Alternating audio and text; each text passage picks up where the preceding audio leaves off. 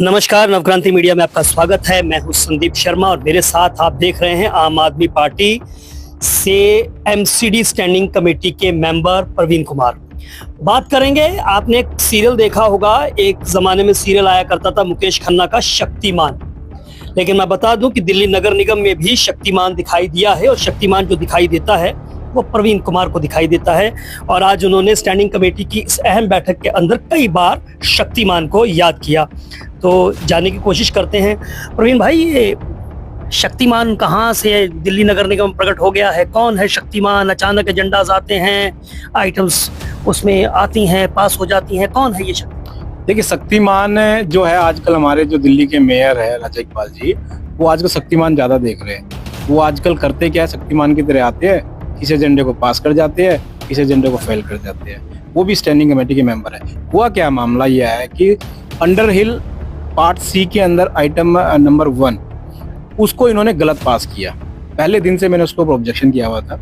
इन्होंने उस आइटम को गलत तरीके से पास कर लिया एक मीटिंग के अंदर। मैंने उसके ऊपर ऑब्जेक्शन किया, रिटर्न ऑब्जेक्शन किया और कोर्ट जाने की तैयारी की मैंने। उसके बाद दबाव में आने के बाद ये उस आइटम को रिजेक्ट कर देते हैं। और रिजेक्ट किस अंदाज में करते हैं? शक्तिमान के तरह। शक्तिमान आते हैं मेयर साहब, सेकंडों के अंदर आते हैं, ऐसे ऐसे ऐसे ऐसे घूम के और रिजेक्ट करके ऐसे ऐसे ऐसे चले जाते हैं शक्तिमान की तरह। इसलिए मैंने उनको शक्तिमान का रूप दिया है, उनको संबोधित किया मैंने कि वो उन्होंने जो आइटम जो रिजेक्ट करके गया वो भी गैर कानूनी तरीके से पहले गलत तरीके से पास करते हैं, डकैती करते हैं, उसके बाद डकैती के लिए हल्ला मचाते हैं, तो उसके बाद उसको रिजेक्ट करते हैं, तो वो भी गलत तरीके से कर रहे हैं। थोड़ा सा इस आइटम के बारे में थोड़ा सा बता दें दर्शकों को, ताकि पता चले कि ऐसी आइटम क्या थी, इसमें क्या कमियां थी, कहां आपको लगता था कि इसे रिजेक्ट करना जरूरी था और ये उसे पहले गलत तरीके से पास किया, बाद में आपने जब ये मुद्दा उठाया तो रिजेक्ट कर दिया। थोड़ा समझाएं। देखिए, ये एक प्रॉपर्टी है सिविल लाइन की और वहां पर इस प्रॉपर्टी के अंदर सब डिवीजन अलाउड नहीं है।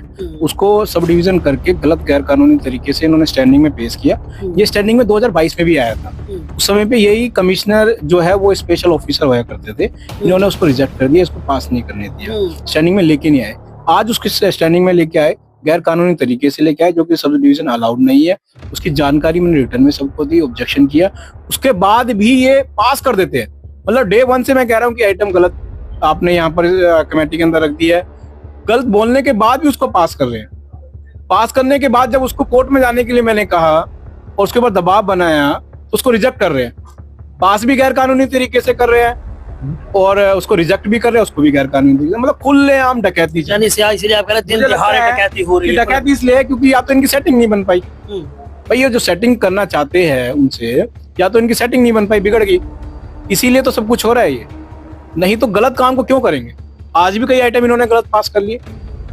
कुछ आइटम नंबर 57 पार्ट ए के अंदर 57, 58, 68 ये वो आइटम है जो आपकी कमेटियां आपने बनाई है एजुकेशन की, जो मिड डे मील के ऊपर आई हुई है, जो कमेटियों के अंदर जाने चाहिए, इनको डायरेक्ट स्टैंडिंग कमेटी के अंदर लेके आ रहे हैं। कोई डीएमसी एक्ट को मानते नहीं है, स्टैंडिंग कमेटी कोई मानते नहीं है, कुछ भी, सब कुछ सिस्टम। जैसे आपने अभी जिक्र किया था, आज आपने स्टैंडिंग कमेटी की बैठक में जिक्र किया कि तमाम कमेटियां हैं, शिक्षा समिति अलग है और वक्फ कमेटी अलग है, इन सब पर इनसे रिलेटेड मुद्दों पर चर्चा होती है। उसके बाद ये मुद्दे स्टैंडिंग कमेटी के अंदर आने चाहिए, लेकिन उसको बाईपास करके उसमें बिना चर्चा किए शिक्षा समिति का मुद्दा जो है वो सीधा स्टैंडिंग कमेटी में आ जाता है। जैसे आपने कहा, ये अंडर हिल वाला मुद्दा आप कोर्ट लेकर जा रहे थे। अगर आपको लगता है कि ये भी गलत तरीके से है तो इस पर आप सोचते हैं कि इस पर भी कुछ कानूनी कार्रवाई आप कर सकते हैं? देखिए, मैं आपको बता दूं कि आपके सामने आप भी स्टैंडिंग कमेटी में मौजूद थे।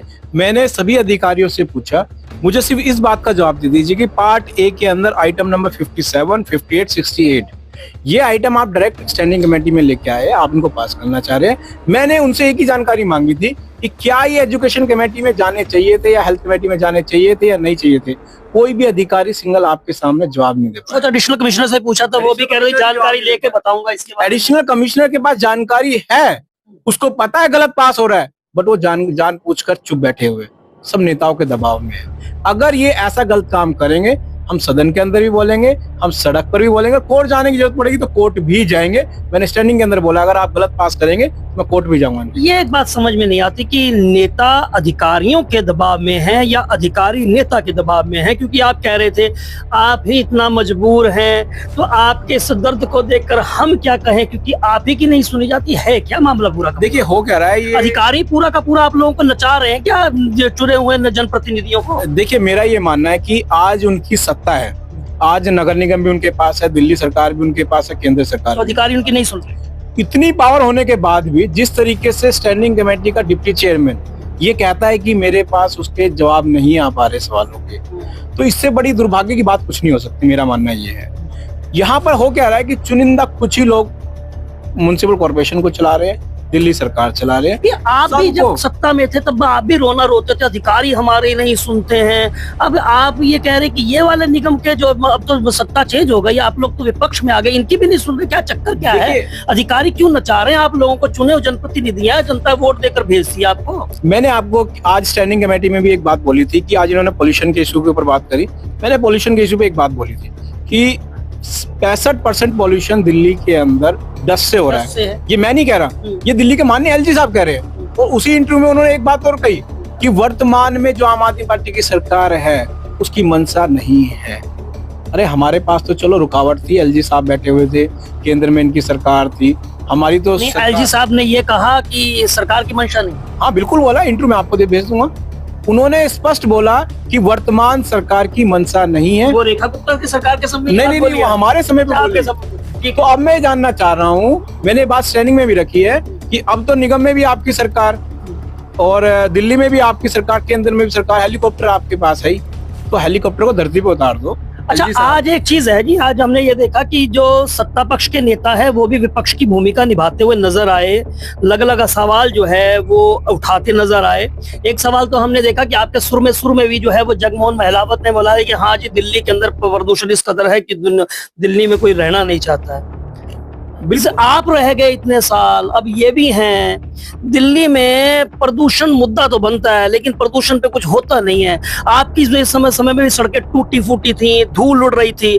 अब सरकार बदल चुकी है, अब भी वही धूल डस्ट का वही वो वाला मुद्दा है, उसी से प्रदूषण हो रहा है। देखिए आज दिल्ली के अंदर पोल्यूशन कोई छोटा इशू नहीं है, मुझे लगता है बहुत बड़ा इशू है। ठीक है, इस इशू के ऊपर मैंने डिमांड भी की है स्टैंडिंग कमेटी के अंदर, चेयरमैन से कहा है कि आप एक सब कमेटी बनाए स्टैंडिंग की, और उस कमेटी को मॉनिटरिंग के लिए आप हर हफ्ते हमारी मीटिंग हो उसके अंदर, और हम अधिकारियों से बात करें। और जो प्रैक्टिकली कागजों के अंदर बहुत कुछ है, मैं पहले दिन से कह रहा हूँ कि कोई भी सरकार हो, चाहे इनकी दिल्ली सरकार हो, चाहे इनकी नगर निगम की सरकार हो, कागजों को तो बहुत अच्छी तरीके से मेंटेन करते हैं, बट ग्राउंड रियलिटी अलग होती है।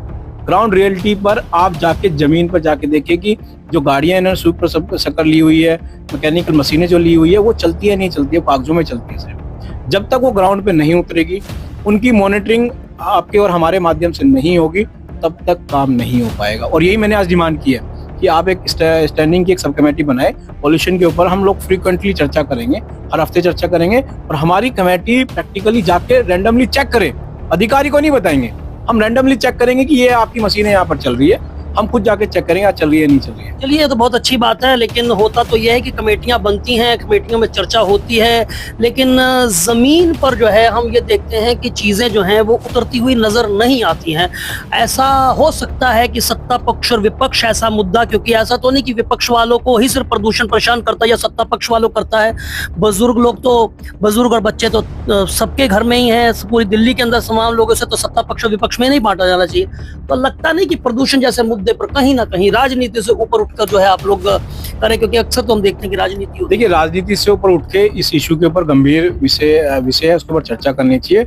और मेरा मानना है कि इन कमेटी के अंदर हमें मीडिया के कुछ साथी भी इंडिपेंडेंट लेने चाहिए, और उनको भी साथ रख के अपनी जो हमारे पॉलिटिकली जो विंग है उसको भी रखे, और कुछ अधिकारियों, हम सब मिलके कलेक्टिवली एक अच्छी दिशा में काम करें।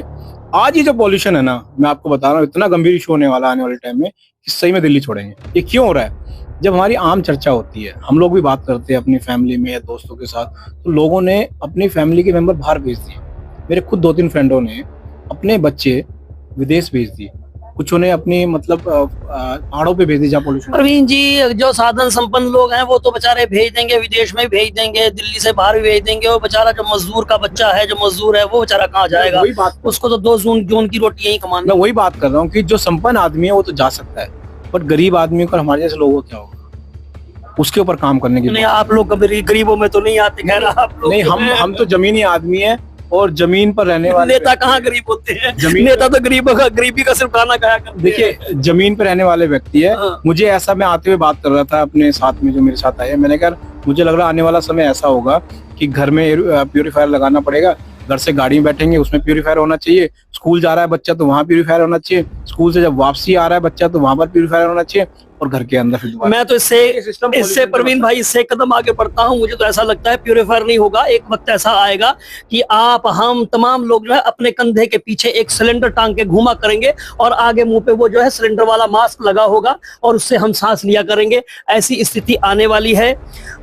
जिस तरह से प्रदूषण के जो हालात, AQI जो है लगातार बढ़ता जा रहा है, सरकारें बदल रही हैं, लेकिन स्थितियां, परिस्थितियां जो है वो बद से बदतर होती जा रही हैं। तमाम चीज़ों पर बातचीत करने के लिए प्रवीण भाई बहुत बहुत शुक्रिया आपका, आभार आपका। और आप इस पर अपनी क्या राय रखते हैं हमें ज़रूर बताइए। लेकिन एक बात कंक्लूडिंग में ये ज़रूर कहना चाहूँगा, ऐसा लगता है कि कहीं ना कहीं सत्ता पक्ष हो या विपक्ष हो, नेता बड़े मजबूर हैं, क्योंकि जो बाबू लोग चाहते हैं होता वही है। नमस्कार।